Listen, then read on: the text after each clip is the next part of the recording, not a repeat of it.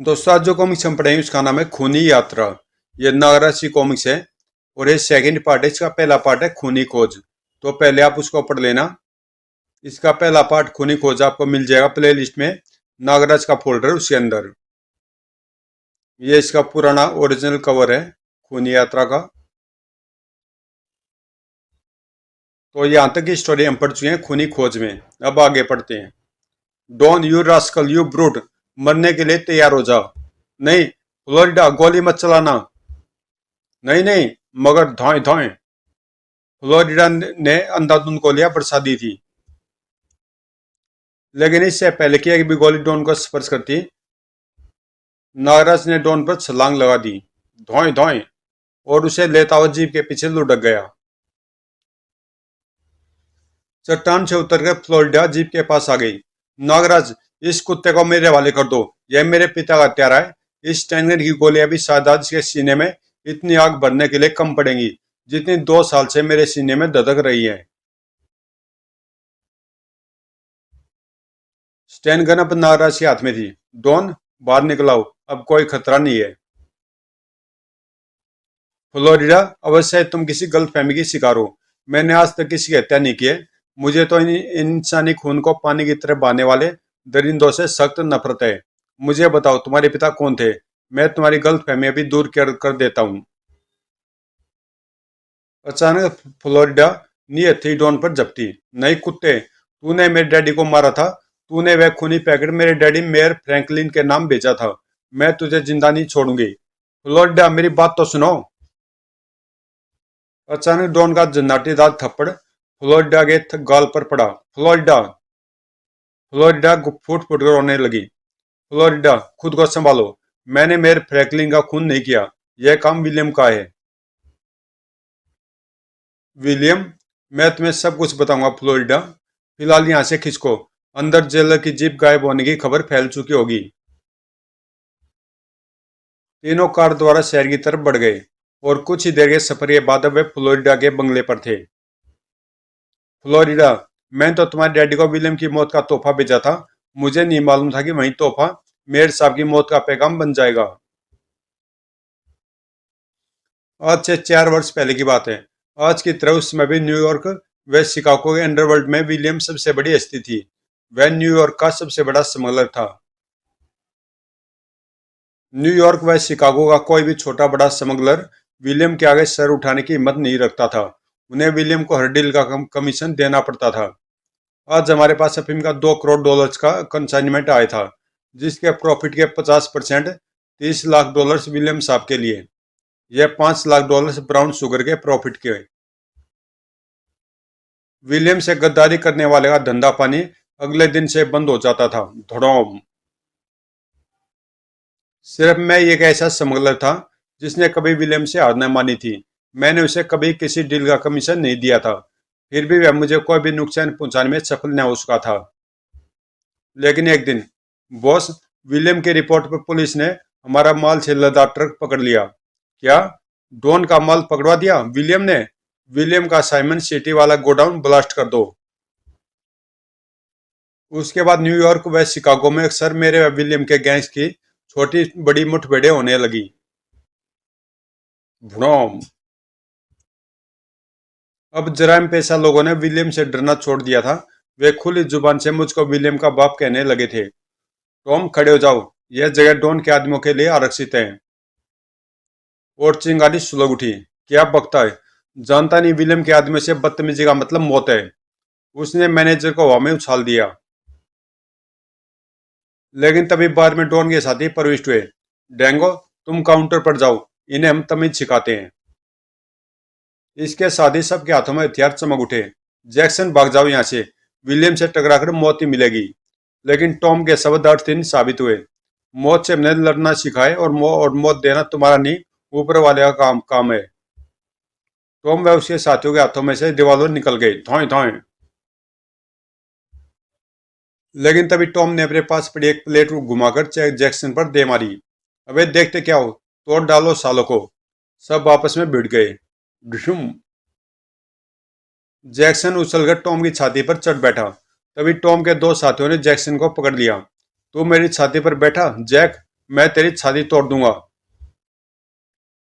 लेकिन जैक्सन के जोरदार झटके ने टॉम को अपने छाती पर वार करने के लिए मजबूर कर दिया। फिर उसने दोनों को समझने का मौका नहीं दिया और जल्दी सब मेरे आदमियों के काबू में थे। हमें माफ कर दो जैक्सन, हमें छोड़ दो।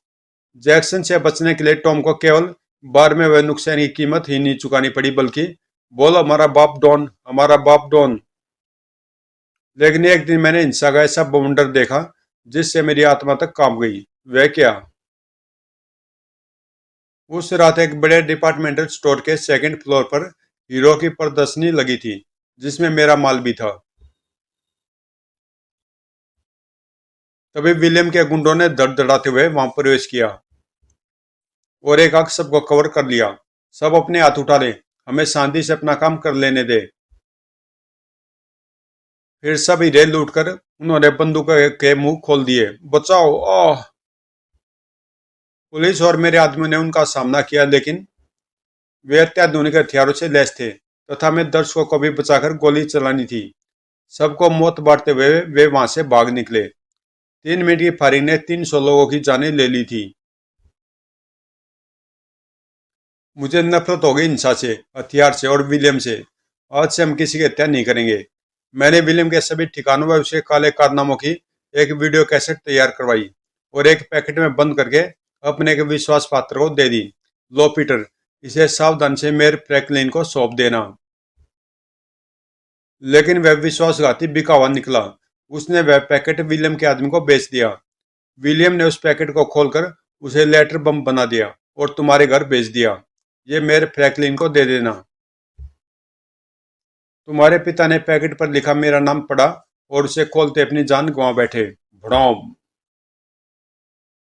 फ्लोरिडा का मन अब डॉन की तरफ से साफ हो चुका था। विलियम अब ज्यादा सांसें नहीं ले सकेगा। डॉन, हम तुम्हारे साथ है फ्लोरिडा। लेकिन तुम जेल कैसे पहुंचे डॉन? मेरे फ्रैंकलिन की हत्या का दोषी मुझे ठहरा गया था। मेरे फ्रैंकलिन की हत्यारा हत्यारा डॉन लापता। पुलिस मेरी तलाश में थी, मैं अंडरग्राउंड था। तभी विलियम ने एक समझौते का प्रस्ताव लेकर एक आदमी को मेरे पास भेजा। आपको मान विलियम ने कॉक्स पीक पर बुलाया है। हम 2 बजे कल वहां पहुंच जाएंगे। अगले दिन 2 बजे जब मैं कॉक्स पीक पर पहुंचा, मेरा स्वागत पुलिस ने किया। You are under arrest Don, surrender कर दो। मैं विलियम की चाल में फंस चुका था। विलियम, तूने मुझे धोखा दिया। मैं तुझे तबाह कर दूंगा विलियम। पुलिस को विलियम की तलाश थी। मेरे मुंह से उसका नाम सुनकर उसके कान खड़े हो गए। तुम विलियम के बारे में क्या जानते हो डॉन? मैं मैं विलियम से खुद बदला लेना चाहता था, सो मैंने उन्हें कुछ नहीं बताया। मैं कुछ नहीं जानता उसके बारे में। तुम सब जानते हो, बताओ वह काम मिलेगा। विलियम का पता न बताने के कारण मेरी सजा बढ़ती गई। मिलोड, हम इसे पूछताछ के लिए रिमांड पर लेना चाहते हैं। विलियम ने जेल में मेरी हत्या करवाने के कई प्रयास किए। एक गार्ड ने तो मुझ पर गोली चला दी थी, लेकिन मेरा भाग्य मेरे साथ था। मेरे खाने के बर्तन ने मेरी रक्षा की। खट! उसके बाद मुझे सुरक्षा की दृष्टि से डेथ फोर्ट्रेस पहुंचा दिया गया और वहां से तुम्हारी मेहरबानी के कारण अब मैं विलियम से बदला लेने को आजाद हूँ। डॉन, तुम 2 साल से जेल में हो और इस दौरान पता नहीं विलियम कहाँ से कहाँ पहुंच गया हो। नागराज सांप भले ही कैंचिली बदल दे, लेकिन अपनी बाम्बी को नहीं छोड़ता। विलियम का अड्डा बोस्टन और न्यूयॉर्क के बीच स्थित विक्ट्री आइलैंड। लेकिन नाराज, मुझे अभी तक यह नहीं पता चला है कि तुमने मुझे आजाद क्यों कराया है। डॉन, मैं यहाँ विलियम को खत्म करने आया हूँ। वह आतंकवाद को बढ़ावा देता है और मैं आतंकवाद का दुश्मन हूँ। हाँ, यह विमान अपहरण का विशेषज्ञ है और यहाँ उसका स्कूल भी है, जहाँ वह आतंकवादी तैयार करके दूसरे देशों में भेजता है। लेकिन तुम अकेले उसका क्या कर लोगे? वह यहाँ की दूसरी सरकार है। मुझे अपने पर पूरा भरोसा डॉन, और फिर तुम दोनों भी तो मेरे साथ हो। हाँ, हम तुम्हारे साथ हैं नागराज। मैं विक्ट्री आइलैंड जाने के लिए बोट चाहिए डॉन। वह सब इंतजाम मैं कर लूंगा। अगले दिन, यह मेरी प्राइवेट लॉन्च है। इसमें बहुत सी विशेषताएं हैं। तो मुझे विलियम और उसके टापू के बारे में कुछ बताओ डॉन। डॉन दोनों को एक टीवी स्क्रीन के सामने ले गया। मैं तुम्हें वही वीडियो कैसेट दिखाता हूँ। यह द्वीप न्यूयॉर्क से 200 किलोमीटर दूर विलियम की प्राइवेट प्रॉपर्टी है। टापू के किनारे खड़ी है लॉन्च और शिप, उसके व उसके साथियों के निजी इस्तेमाल के लिए हैं। टापू पर यह घर उसके गुंडे और बदमाशों के हैं जो उसके लिए हर गलत काम करते हैं। इन्हें विलियम के महल के स्कूल में प्रशिक्षित किया जाता है। हर प्रकार का मल्ल युद्ध सिखाया जाता है इन्हें, जैसे जूडो, कराटे, कुंग फू, कुश्ती। उन्हें हर प्रकार के हथियारों से परिचित कराया जाता है, यहाँ तक कि हवाई हमले भी। इनके निशाने अचूक होते हैं और यह सब विलियम की देखरेख में होता है। शाबाश, तुम सब अच्छे निशानेबाज हो। तुम सबकी ट्रेनिंग पूरी हुई, कल तुम सबको भारत जाना है और वहां तोड़ फोड़, हिंसा, आगजनी, लूटपाट करनी है तथा उन विमानों का अपहरण करना है जिनमें वीआईपी सफर कर रहे हो। इसके बदले में विलियम को दूसरे देशों से भरपूर धनराशि मिलती है जिससे वह अपना छोटा सा देश चलाता है। सांप्रदायिक दंगे वहां की कमजोर नस है। वहां जाओ और चारों तरफ आतंक फैला दो, हा हा हा। जिससे और देशों में भी हमारे कमांडोज की डिमांड बढ़े, हा हा हा। मैं मालूम है बॉस, हमें वहां क्या करना है।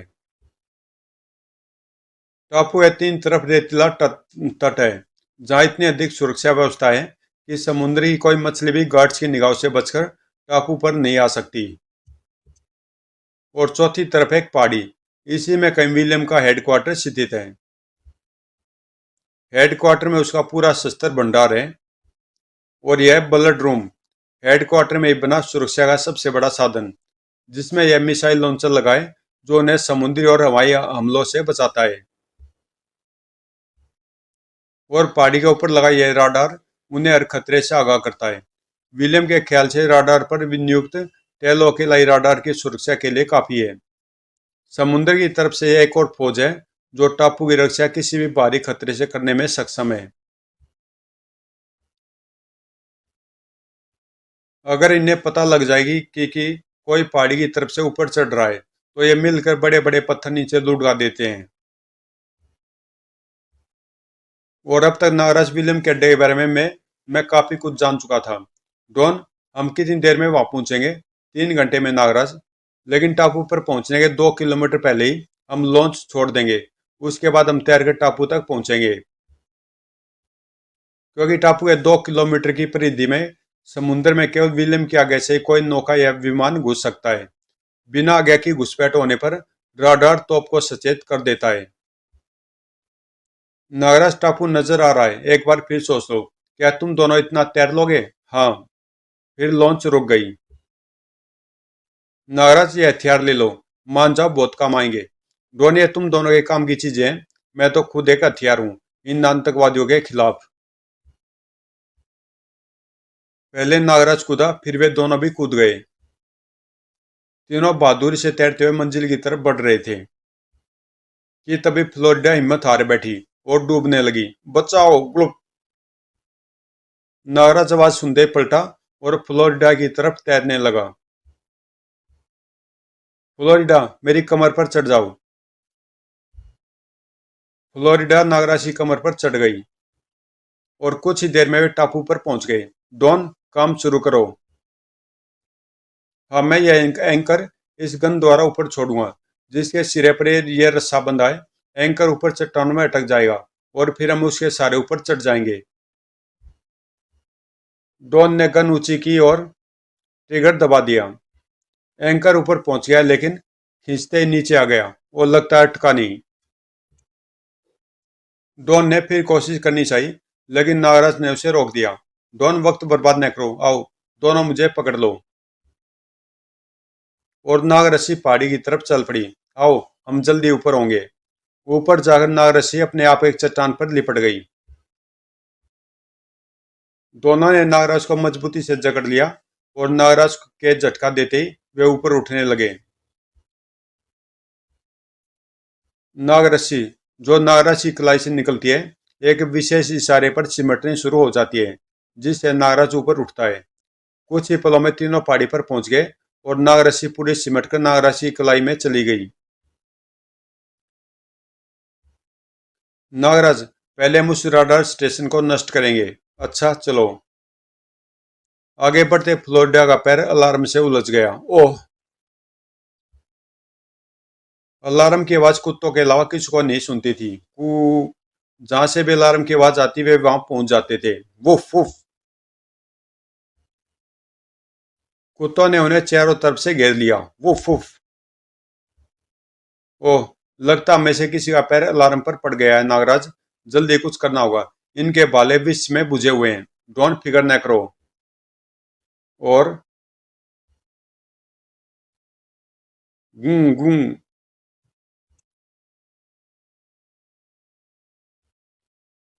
लेकिन कुत्ते बहुत थे। नागराज हर तरफ घूमकर हमला कर रहा था। फिर भी नागराज बचो। डॉन ने कुत्ते को टांगों से पकड़कर उठाया और जोर से उछाल दिया। तभी ओह वुफ वुफ। नागराज ने उसे अलग करना चाहा, लेकिन उसकी बेल्ट खुल गई और बाला नागराज के हाथ में आ गया। नागराज ने बाला उसकी पीठ में प्रवेश कर दिया। फिर उसे फ्लोरिडा से दूर उछाल दिया। तब तक सब कुत्ते या तो मर चुके थे या मैदान छोड़ चुके थे। टेलो कुत्तों के चुप हो जाने से हैरान था। ये सब अचानक चुप क्यों हो गए? नागराज डॉन व फ्लोरिडा रडार स्टेशन की तरफ बढ़ गए। नागराज, अगर टेलो को किसी खतरे का पता चल गया तो वो अलार्म बजा देगा। तुम फिक्र न करो, मैं सब संभाल लूंगा। टेलो ने चारों तरफ देखा, लेकिन उसे कुछ ना दिखा। अरे, सब कुत्ते कहाँ गए? अरे, इससे पहले ही टेलो कुछ समझ पाता, नागराज ने टेलो को जकड़ लिया और अगले ही क्षण नागराज ऊपर पहुंच गया। नागराज से खुलते टेलो नागराज पर झपट पड़ा। ठोक। उफ। टेलो ने नागराज को दबोच लिया और ऊपर उठाकर टावर से नीचे उछाल दिया। क्या नागराज टावर से गिरकर बच सका? क्या नागराज विलियम तक पहुंचने में सफल हुआ? क्या फ्लोरिडा विलियम से इंतकाम ले सकी? तो दोस्तों, ये कॉमिक्स यहीं पे समाप्त होती है और इसका तीसरा पार्ट है नागराज का इंसाफ। तो ये पार्ट आपको कल मिल जाएगा प्लेलिस्ट में, नागराज का फोल्डर उसके अंदर। तो मिलते हैं कल इसके आखिरी पार्ट में, नागराज का इंसाफ में।